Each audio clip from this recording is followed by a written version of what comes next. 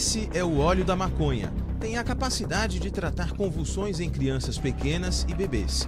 Médicos podem ser contra ou a favor, mas as mães já sabem tanto como usar que algumas plantam a cannabis para fazer o extrato de maneira artesanal. E como ficam aquelas que precisam do remédio e não querem se arriscar? Estamos num bairro da periferia do Recife. Elaine mora numa casa nos fundos do terreno com o filho dela, João Pedro. São 7 anos de luta contra uma má formação no cérebro, que causa crises de convulsão frequentes no menino. Se ele ganhava hoje pegar o brinquedo, ele poderia amanhã não pegar mais devido a uma crise. E não era de 1 ou 2 minutos, chegava a durar uns 5 minutos. E isso o dia inteiro, mais de 20 crises, era terrível. O óleo da maconha controlou as crises. João Pedro começou a se desenvolver. No Rio de Janeiro, foi operado no Instituto do Cérebro, hospital da rede pública. E os médicos deram a prescrição do canabidiol, que a mãe ainda não tinha conseguido em Pernambuco. Eles olham a maconha de outro jeito, eles indicam, eles prescrevem, ao contrário daqui. E é estadual. E aqui não, aqui você tem que pagar. E muitas vezes nem pagando você consegue. O óleo da maconha que João toma vem de um fornecedor secreto. O difícil é você encontrar uma pessoa que realmente saiba dosar e que você confie. Elaine faz parte da Aliança de Mães de Famílias Raras, instituição com sede na zona sul do Recife que luta pelo direito de todos à saúde. Chegamos para uma reunião. Elas representam 400 famílias aqui em Pernambuco. E nos últimos meses, 30 dessas 400 começaram a usar o óleo de maconha no tratamento dos filhos. São histórias muito parecidas e também sacrificadas. É muito triste você ver seu filho se tremer, você sem poder fazer nada, ficar todo roxo e sabendo que tem essa medicação, o governo não libera.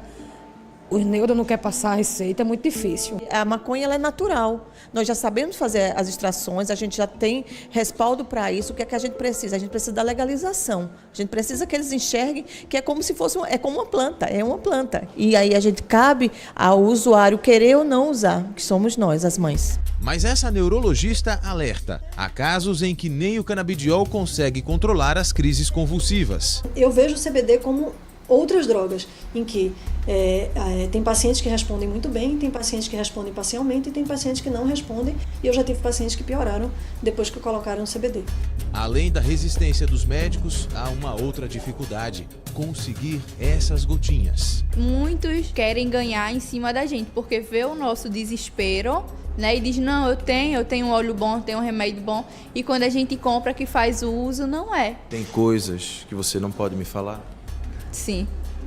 Por que você não pode me falar? Por medo ainda, né? Que existe. Mesmo o mercado paralelo do canabidiol não é acessível a todas as mães. Uma seringa com óleo para ser diluído e usado por 3 meses pode custar acima dos R$300. A filha de Iris tomou um pouco, foi doação. Depois ficou sem. A gente observava uma evolução nela que agora, digamos que ela regrediu, porque não tem mais a medicação que conserve o cognitivo dela. A gente, felizmente, não tem como dar mais o óleo a ela, porque é muito difícil de conseguir. Difícil, mas existem pelo menos 20 fornecedores no Brasil. Um desses já foi preso e hoje responde por tráfico de drogas. Um outro saiu do mercado devido aos riscos e deixou as famílias sem o óleo. Nós vamos conversar a partir de agora com um fornecedor não legalizado de óleo de maconha, o conhecido canabidiol. Ele é da região sul do Brasil.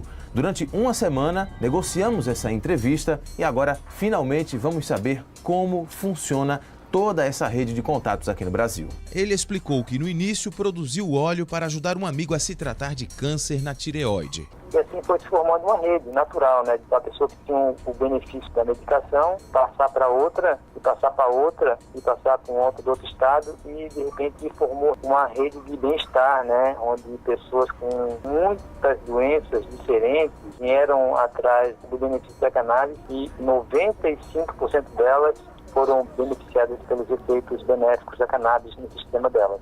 E o que você pode falar para a gente sobre como é que funciona atualmente? Hoje a gente atende aí umas 200 pessoas assim, que elas pegam um medicamento a cada 3 meses mais ou menos. Então eu tenho uma produção assim que eu consigo ter abaixo de umas 50 pessoas por mês, no que eu produzo e no que outros parceiros também. Quem produz ou precisa muito do óleo de maconha acredita que existem forças políticas e financeiras que ainda impedem hoje o uso da erva para tratamento médico. É muito fácil ensinar qualquer pessoa a plantar e a fazer o seu remédio, né? Só que por que o governo não faz isso, por causa dessa história da indústria farmacêutica, são coisas que têm que ser bem vistas, porque essas pessoas são criminosas, que estão fazendo as pessoas sofrerem, né? Sofro todo dia porque eu vejo outras mães pedindo socorro e eu não puder ajudar. Você só consegue ajudar seu filho por enquanto? No momento, sim. Queria muito poder ajudar outras mães. Quem sabe mais pra frente? Com certeza.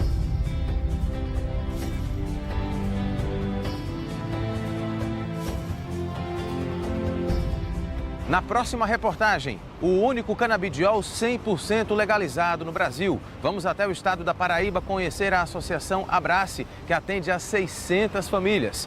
Ainda, uma entrevista exclusiva com a juíza federal que permitiu o funcionamento da associação.